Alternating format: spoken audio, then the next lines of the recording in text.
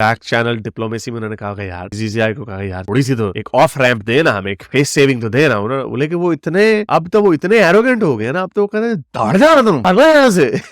TTP वाले हमारे मुल्क में आके दहशतगर्दी, उन्होंने अभी उसने मुझे उनका जबीनुल्लाह क्या नाम है उनके स्पोक्स पर्सन का, तालिबान का, उसने कहा ओए जो बात है ना हमारे मुंह पे करो आके, डिप्रेस्ड अवाम के पास क्या कुछ भी नहीं है, यहाँ पे मौलवी है मौलवी। दूसरी दुनिया के जो एंटरटेनमेंट होती है ना, वो कोई ड्रामा, शायरी, मुशायरे, फिल्में, गाने। हमारी कौम की आपको पता है एंटरटेनमेंट क्या है? बैठ जाते हैं, हाँ जी फलाने मौलवी ने क्या कहा है, हाँ जी। ऑलराइट मेरे प्यारे प्यारे दोस्तों, मैं हूँ हारिस सुल्तान और आज फिर से एक एम्बैरेसिंग सी खबर लेके आया हूँ और मेरा ख्याल उसके ऊपर बात करना जरूरी था। आजकल मुझे जो लगता है कि जो मैंने काम करना वो ये है कि अपनी कौम को झंझोड़ना है, इनको इतनी जोर जोर से झंझोड़ना है कि जब तक ये अपनी बेहोशी में से उठ नहीं जाएंगे तब तक मैंने इनको झंझोड़ते रहना। तो उसी तरह की एक एम्बैरेसिंग सी खबर है, उस खबर को लाके इनके सामने रखना ताकि शायद इनको कुछ समझ आ जाए। और मैं अकेला नहीं हूँ, शायद मेरी जबान में थोड़ा सा तंज ज्यादा है क्योंकि शायद मेरी उस तरह की जज्बाती वाबस्तगी नहीं है पाकिस्तान के अंदर रहने वाले लोगों से, लेकिन जो बातें हैं वो कड़वी हैं, उनमें तंजो मज़ाह भी है। लेकिन मेरा मकसद जो है वो यही है कि शायद पाकिस्तानियों को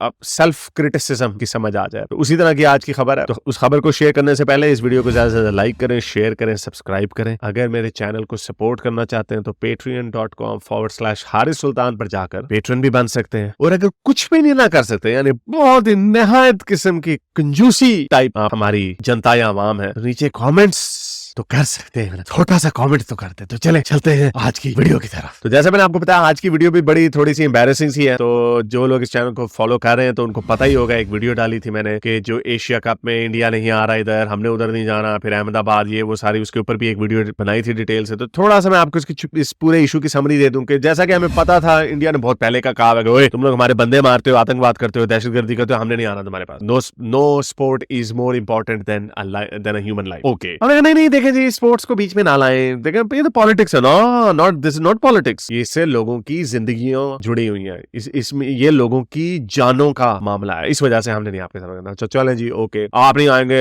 एशिया कप में ना, तो हम भी नहीं आएंगे वर्ल्ड कप में। ठीक है ना, आओ। फिर हैं हमने तो धमकी दी है यार, जैसे आप कहते हैं ना, अगर तुमने मुझे लिफ्ट ना कराया तो मैं भी नहीं कराऊंगा। वो आगे चलना आगरा, ओ ये तो अब क्या करें, आए अब क्या करें। फिर इन्होंने कहा अच्छा जी चलो अब हमें जाना तो है, तो अब हम कोई थोड़ा सा और पंगा डालते हैं। हमने कहा यार अहमदाबाद में आप ये क्यों कर रहे हैं मैच, हमारा अहमदाबाद में नहीं करना, कहीं और कर ले। हमने बड़े मजे से शिकायत की, हमने शिकायत की आईसीसी को, जैसे आईसीसी हमारी बात सुने।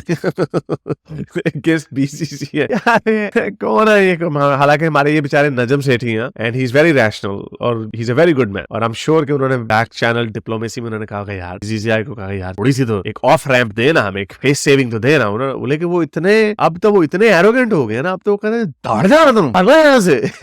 वो फोन करके वजह से हमारे इमरान खान साहब ने कहा कि वो मोदी जी मेरा फोन नहीं उठाते, मैं क्या करूं। तो अब वो बीसीसीआई भी हमें कोई लिफ्ट नहीं करा रहा, सारे ही हमें जूतियां मारते हैं भिगो भिगो। तालिबानों ने भी अभी धमकी लगा दी पाकिस्तान को, उन्होंने भी कहा कि ओ भाई अगर कोई बात करे ना मेरे मुंह पे आके बात करो। ये जो हम शिकायतें करते हैं ना कि पाकिस्तान अफगानिस्तान से आ रहे हैं दाइश और ये टीटीपी वाले हमारे मुल्क में आके दहशतगर्दी, उन्होंने अभी उसने मुझे उनका जबीनुल्लाह क्या नाम है उनके स्पोक्स पर्सन का, तालिबान का, उसने कहा ओए जो बात है ना हमारे मुंह पे करो आके, हमारी। तो हमें हर बंदा जूतियां मार रहा है, छित्रोल हमारी हो रही है टिका के, लेकिन हम अभी भी जो करा रहे हैं अमेरिका करा रहे हैं। एनीवे तो फिर बीसीसीआई के पास हम चले गए। उन्होंने क्या कहा जी, उन्होंने कहा ना कोई मसला नहीं है। वसीम अकरम ने भी इस पे कहा कि आपको क्या तकलीफ है, अहमदाबाद में खेलो, जयपुर में खेलो, जिधर मर्जी, आपको क्या, you go and play over there. जैसे उधर आपको किसी दिल्ली में आपको बड़ी चादरें चढ़ती हैं, जैसे वो एक जुगत है हमारे मस्ताने को, वो एक मरासी होता है, वो कहता है यार एने मेरी बेइज्जती कर देती है, एने ना मैनू मरासी कहता है, क्योंकि कहता तेनू अगे बड़ा कोई लोग डॉक्टर साहब कहते हैं अगे बड़ियां तेरे ते चादरां चढ़ दियां ने। तो वही हमारा भी हाल है, आगे कौन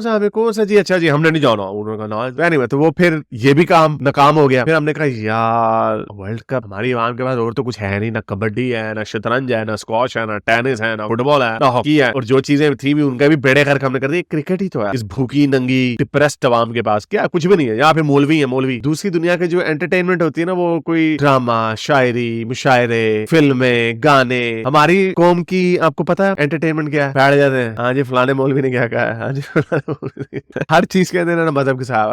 अभी आप देखिएगा अड्डी दाढ़ियां। अभी आप देखिएगा कि जो हमारे क्रिकेटर होंगे ना, उनके अभी मोहम्मद रिजवान ने किया, सही दिन में से ये काम शुरू हो गया था इंजमामुल हक वगैरह के वक्त से। सही दिन में वाज द फर्स्ट वन, क्योंकि उनकी बेटी फोत हो गई। वी थॉट कि may be this is a one of thing, लेकिन फिर इंजमामुल हक ने तो पूरा ही काम बीच में डाल दिया ना। फिर उसके बाद ये काम मोहम्मद रिजवान, और आगे जाके देखिएगा कितना होगा ये काम। अभी इन्होंने पढ़ दिया अहमदाबाद में, देख रहा हूँ वहां पे हमारे जवानों को कितनी, आपकी कितनी सीटिंग कैपेसिटी है? 1.5 लाख है। 20,000 मुसलमान होंगे आपके, 1.5 लाख, 1.25 लाख हिंदुओं के दरमियान में हमारे 11 जवानों ने नमाज पढ़ी नहीं है। मैच जीते ना जीते उससे हमें कोई फर्क नहीं पड़ता, नमाज हमने आपके सामने पढ़ गए, आपके तो छिबियां देके हमने जाना। एनीवे, तो उन्होंने कहा, हमने शिकायत लगाई बीसीसीआई को, उन्होंने कहा चलो भाग जाओ जैसे हमने। अब हमने कहा क्या करें, अब जाना भी है तो हम उधर टीम भेजने के लिए हमने इनकार कर दिया। हमने कहा हम टीम भेजेंगे, अच्छा ठीक, लेकिन आप हमारी सिक्योरिटी थोड़ी बढ़ा दें। सिक्योरिटी का ड्रामा कर दिया। तो इंडिया ने आपको पता क्या आगे से कहा? इंडिया ने कहा हमने आपको कोई स्पेशल सिक्योरिटी नहीं देनी यार। और हम 100% श्योर कि हमारे जो पीछे से जो बैक चैनल डिप्लोमेसी होती है, उन्होंने कहा यार आप ना पाकिस्तान में आए, ना आपने वेन्यू चेंज किया,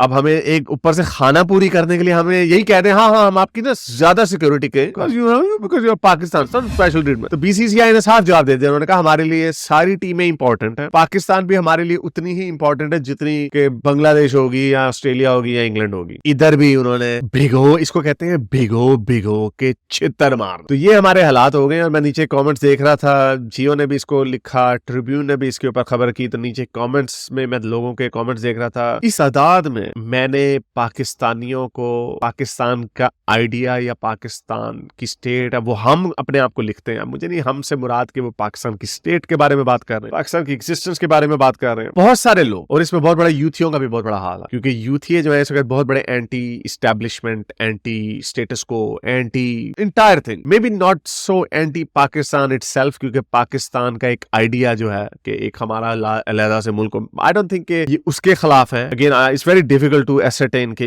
ये क्या इनकी मुराद है, लेकिन मायूसी इतनी ज्यादा है कि मुझे नहीं पता कि इससे रिकवरी कैसी होगी। इससे रिकवरी ऑब्वियसली, अगर आपके इकोनॉमी बेहतर हो रही हो, आपकी दुनिया में इज्जत हो रही हो, अगर फर्स्ट के लेट्स से अस्यूमिंग अगर हम फॉर एग्जांपल वर्ल्ड कप जीत जाए, तो ये जो एक नेशनल लेवल की जो एक मायूसी है, एक बड़ा डिप्रेशन किस्म की फीलिंग है इनकी, मेरा ख्याल से, लेकिन वो भी ज्यादा देर नहीं होगी, वो देर पा नहीं होगी। I think that would only last for a week और सो मे बी, क्योंकि जो रियलिटीज हैं वो वहीं पे ही हैं। अभी मैं देख रहा था DW ने डॉक्यूमेंट्री की कि पाकिस्तान में फिर से सैलाब आ रहे हैं, और उन्होंने कहा is this the new norm. अगर आप लोगों को याद होगा कि पिछले साल 2022 में बड़ा खतरनाक सैलाब आया था, आई थिंक 35-40% पाकिस्तान जो था, लैंड ऑफ 40 पाकिस्तान, वो ज़ेरे आब आ गया था, यानी वो इनंडेट हो गया था। और मैं देख रहा था कि 1 in 7 people were directly affected by flood, 1 in 7, और 30 मिलियन के करीब लोग जो हैं वो बेघर, डिस्प्लेस हो गए। 30 मिलियन, ये ऑस्ट्रेलिया और न्यूजीलैंड की टोटल पॉपुलेशन से ज्यादा हिस्सा, और उसमें से भी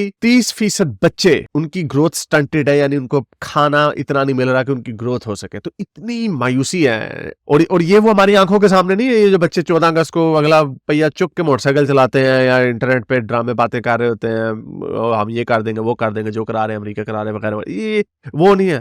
ये वो गरीब से सबसे गरीब लोग हैं, और किसी को इनकी परवाह नहीं। मुझे याद है नजम सेठी ने जब ये सैलाब की कवरेज हो रही थी, उन्होंने उस वक्त कहा था कि यार ये लोग अगर इस्लामाबाद चले गए तो क्या हो जाएगा, ये तो बहुत बड़ी अपहीवल आ सकती है जो किसी को पता ही नहीं होगी उस वक्त, क्योंकि उस वक्त खान साहब लगे हुए थे मुझे क्यों निकाला वगैरह वगैरह। तो ये इतनी मायूसी है इस मुल्क में, और इधर से कहीं से कोई अच्छी खबर नहीं आ रही, हर तरफ से बुरी खबर आ रही हो। यही वजह है कि जो 3 महीने के अंदर इलेक्शंस होने चाहिए थे वो भी नहीं होंगे। कई लोग कह रहे हैं फरवरी मार्च तक होंगे। एक केयर टेकर ये जो गवर्नमेंट है वही टेक्नोक्रेट्स की गवर्नमेंट होगी, हफीज शेख और ये वो इनको इकोनॉमी को ठीक करने की कोशिश करेंगे। इनसे कुछ नहीं होना। एक कतरा कतरा करके ये जो शब के अंदर हम हैं वो पानी अब ऊपर होता जा रहा है, और एक वक्त आएगा सर से ऊपर हो जाएगा और एकदम से आप डूबेंगे। ये मैं डूबने के मुराद सिर्फ डिफॉल्ट की सेंस में नहीं कह रहा, क्योंकि एक इकोनॉमिक क्राइसिस भी अगर हो ना, for example let's just say Sri Lanka will bounce back from the economic crisis. Sri Lanka will bounce back क्योंकि उनकी आइडियोलॉजिकल प्रॉब्लम्स नहीं है। यहाँ पे again I am sorry to say, दो कौमी नजरिया,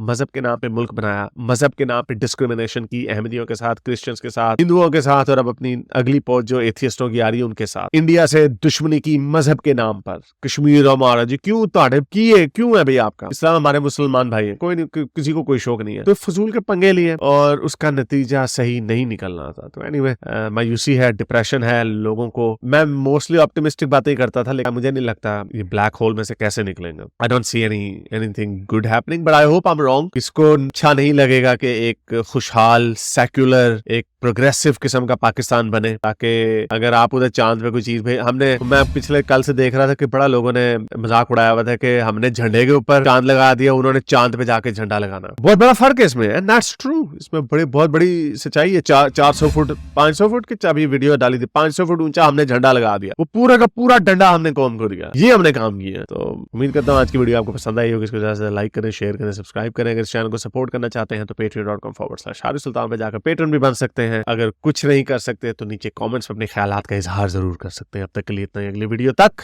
साइंस हाफिज।